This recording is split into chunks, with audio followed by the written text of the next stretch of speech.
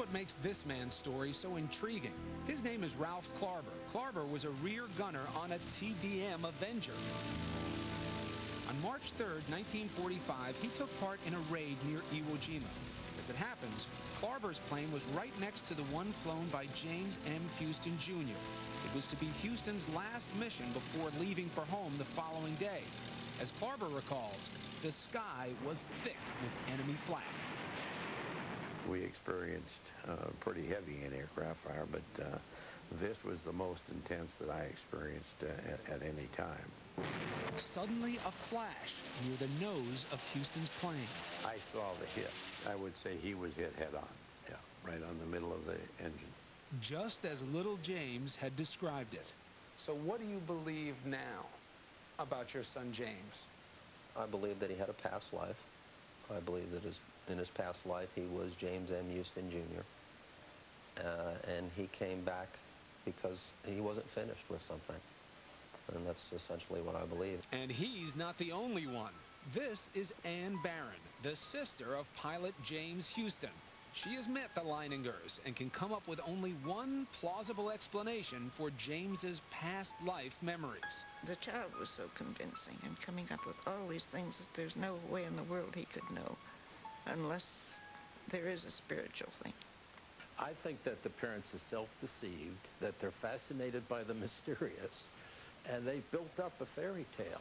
Professor Paul Kurtz of the University of Buffalo heads an organization that investigates claims of the paranormal. He's overhearing conversations of his parents. He's looking at cues. He may talk to his little friends or hear from neighbors.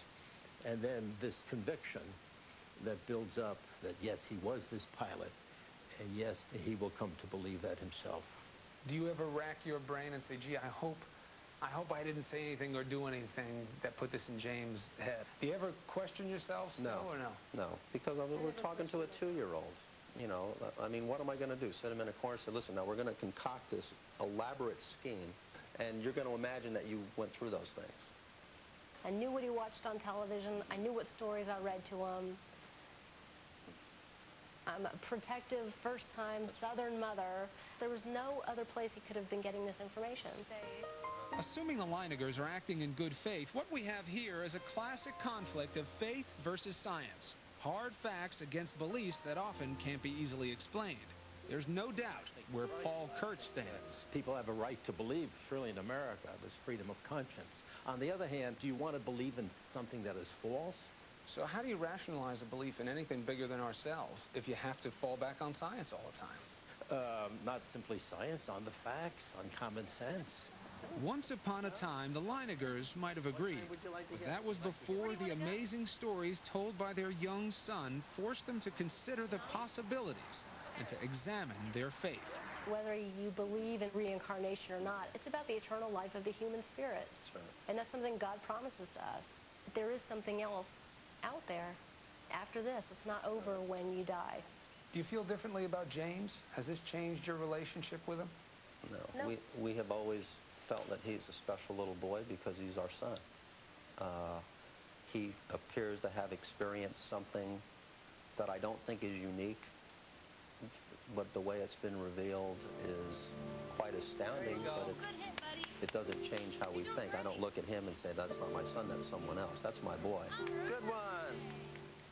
Since we first aired this report, James has stopped having memories of a past life, but he's still an airplane fanatic, in addition to Star Wars and Spider-Man. When prime time